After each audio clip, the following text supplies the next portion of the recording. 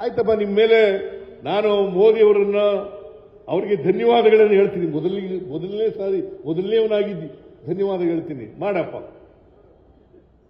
ಇಡೀ ದೇಶದಲ್ಲಿ ಪರಿಶಿಷ್ಟ ಜಾತಿ ಪರಿಶಿಷ್ಟ ವರ್ಗದವರಿಗೆ SCP TSP ಕಾನೂನನ್ನು ಮಾಡಲಿ. ಅದು ಮಾಡಲ್ಲ. ಬಿಜೆಪಿ ಇರ್ತಕ್ಕಂಥ ಯಾವುದೇ ರಾಜ್ಯದಲ್ಲಿ ಮಾಡಿಲ್ಲ. ಆಂಧ್ರ, ಕರ್ನಾಟಕ ಬಿಟ್ರೆ ಇಡೀ ದೇಶದಲ್ಲಿ ಯಾವುದೇ ರಾಜ್ಯದಲ್ಲಿ ಆಗಿಲ್ಲ. ಕರ್ನಾಟಕ, ಆಂಧ್ರ ಬಿಟ್ರೆ ಇಡೀ ದೇಶದಲ್ಲಿ ಆಗಿಲ್ಲ. ಆಮೇಲೆ ಕಾಂಗ್ರೆಸ್ ಸರ್ಕಾರ SCP TSP ಹಣನ ಬೇರೆ ಬಾಬ್ಗಳಿಗೆ ಖರ್ಚು ಮಾಡ್ಕೊಂಡ್ಬಿಡ್ತಾರೆ. ನಿಮಗೆ ನಾಚಿಕೆ ಆಗಲ್ವೇನ್ರಿ ಬಿಜೆಪಿಯವರಿಗೆ? 8,300 ಕೋಟಿ ರೂಪಾಯಿಗಳನ್ನ ಬೇರೆ ಬಾಬ್ಗಳಿಗೆ ಖರ್ಚು ಮಾಡಿದವರು ಭಾರತೀಯ ಜನತಾ ಪಕ್ಷದ ಸರ್ಕಾರ ಇದ್ದಾಗ ಮಿಸ್ಟರ್ ಯಡಿಯೂರಪ್ಪ, ಮಿಸ್ಟರ್ ಬಸವರಾಜ ಬೊಮ್ಮಾಯಿ 8,300 ಕೋಟಿ ರೂಪಾಯಿಗಳನ್ನ ಖರ್ಚು ಮಾಡಿದ್ರಿ. ನಾಚಿಕೆ ಆಗಲ್ಲ ನಿಮಗೆ ನಮ್ಮ ಮೇಲೆ ಆರೋಪ ಮಾಡಲಿಕ್ಕೆ? ಕರ್ನಾಟಕದಲ್ಲಿ ಮೊದಲನೇ ಬಾರಿಗೆ SCP TSP ಕಾನೂನನ್ನ ಕಾಯ್ದೆಯನ್ನ ಮಾಡದಂತವರು ಕಾಂಗ್ರೆಸ್ನವರು. ಇದೇ ಸಿದ್ದರಾಮಯ್ಯ ಮುಖ್ಯಮಂತ್ರಿ ಆಗಿರುವಾಗ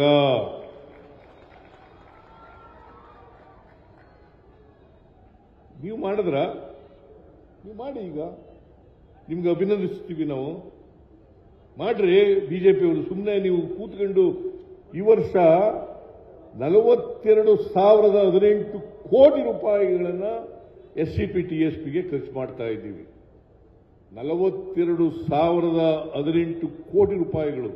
ನಾನು 2017-18ರಲ್ಲಿ ಬಜೆಟ್ ಮಂಡಿಸಿದಾಗ ಸುಮಾರು 29,000 ಕೋಟಿ ರೂಪಾಯಿ SCP TSP ಇತ್ತು.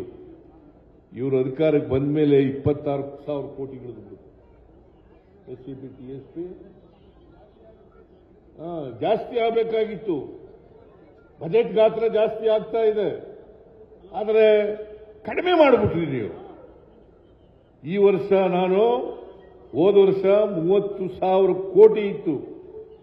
ಈ ವರ್ಷ 30,000 ಕೋಟಿ. ಇವತ್ತು 42,018 ಕೋಟಿ ರೂಪಾಯಿಯನ್ನು SCP TSPಗೆ ಇಟ್ಟಿದ್ದೀವಿ.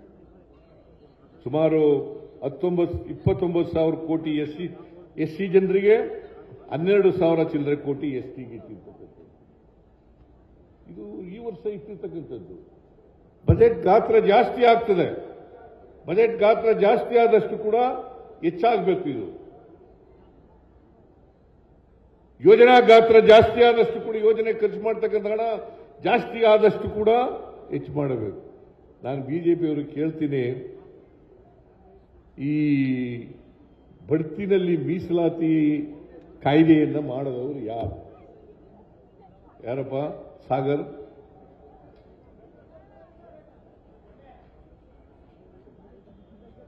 ಬಡ್ತಿಯಲ್ಲಿ ಮೀಸಲಾತಿ ಇಡೀ ದೇಶದಲ್ಲೇ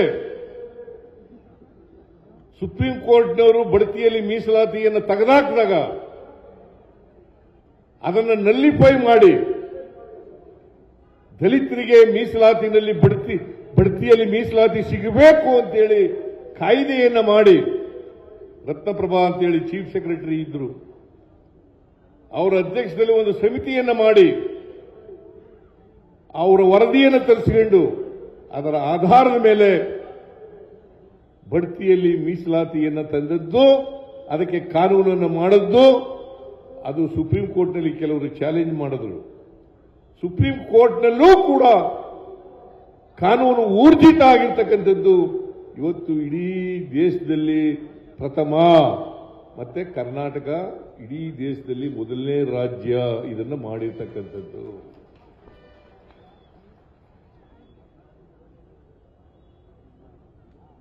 ಗೊತ್ತಾಯ್ತೇನಪ್ಪ ಸೋಮಶೇಖರ್? ನೀವು ಬಿಜೆಪಿ ಕೊಟ್ಟೋಗಿದೆ.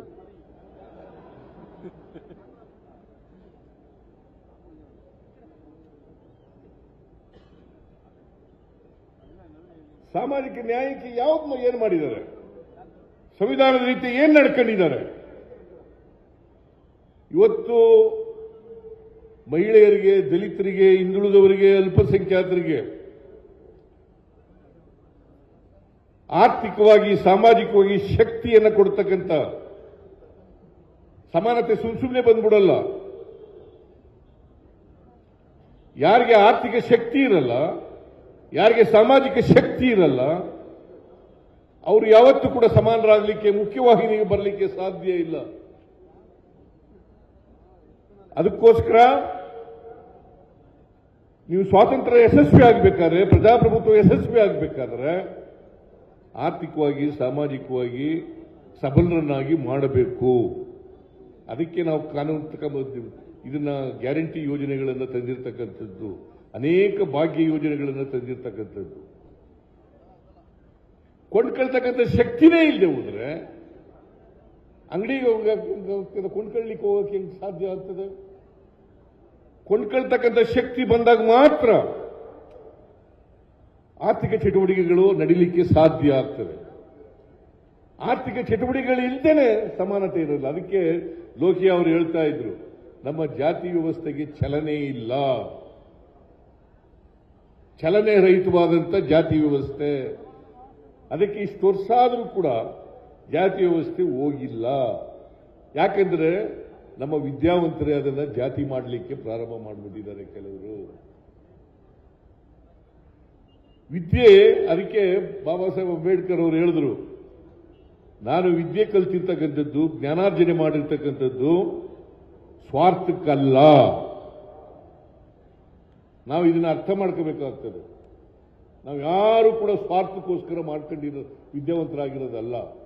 ನಾನು ಜ್ಞಾನ ಸಂಪಾದನೆ ಮಾಡ್ಕೊಂಡಿದ್ದಾರೆ. ಆ ಜ್ಞಾನ ಯಾವ ಶೋಷಿತ ವರ್ಗದ ಜನ ಇದ್ದಾರೆ ಅವರನ್ನು ವಿಮೋಚನೆ ಮಾಡಲಿಕ್ಕೋಸ್ಕರವಾಗಿ ನಾನು ಮುಡುಪಾಗಿಡುತ್ತೇನೆ ಅಂತಕ್ಕಂಥ ಮಾತುಗಳನ್ನು ಬಾಬಾ ಸಾಹೇಬ್ ಅಂಬೇಡ್ಕರ್ ಅವರು ಹೇಳಿದರು. ಅದಕ್ಕೆ ನಾನು ಎಲ್ಲ ವಿದ್ಯಾವಂತರು ಕೂಡ ಇದನ್ನು ಮಾಡಬೇಕು ಅಂತಕ್ಕಂಥ ಮನವಿಯನ್ನು ಮಾಡಲಿಕ್ಕೆ ಬಯಸ್ತಾ ಇದ್ದೆ. ದಯವಿಟ್ಟು ಎಲ್ಲ ವಿದ್ಯಾವಂತರು ಕೂಡ ಈ ಮನವಿ ಇದನ್ನ ಮಾಡಬೇಕು. ಸ್ವಾರ್ಥಕ್ಕೋಸ್ಕರ ಮಾಡ್ಕೊಳ್ತಕ್ಕಂಥದ್ದಲ್ಲ ವಿದ್ಯೆ, ಬರೀ ಹೊಟ್ಟೆ ಹೊರಗೆ ಕಳ್ಳಲಿಕ್ಕೆ ಮಾಡ್ಕೊಳ್ತಕ್ಕಂಥದ್ದಲ್ಲ. ಅದಕ್ಕೆ ಬಾಬಾ ಸಾಹೇಬ್ ಅಂಬೇಡ್ಕರ್ ಅವರು 3 ಮಂತ್ರಗಳನ್ನು ಹೇಳ್ಕೊಟ್ಟಿದ್ದಾರೆ. ಎಲ್ಲರೂ ವಿದ್ಯಾವಂತರಾಗ್ರಪ್ಪ. ಅದೇ ಕನ್ನಡದಲ್ಲಿ ಬೇರೆ ಅರ್ಥ ಆಗೋ ಭಾಷೆಯಲ್ಲಿ ಹೇಳ್ತಾ ಇದ್ದೀನಿ. ಶಿಕ್ಷಣ, ಸಂಘಟನೆ, ಹೋರಾಟ ಅನ್ನೋದು ಅರ್ಥ ಆಗಲ್ಲ ಬಹಳ ಜನಕ್ಕೆ. ಅದಕ್ಕೆ ಗೊತ್ತಾಯ್ತಾ ಆಂಜನೇಯ?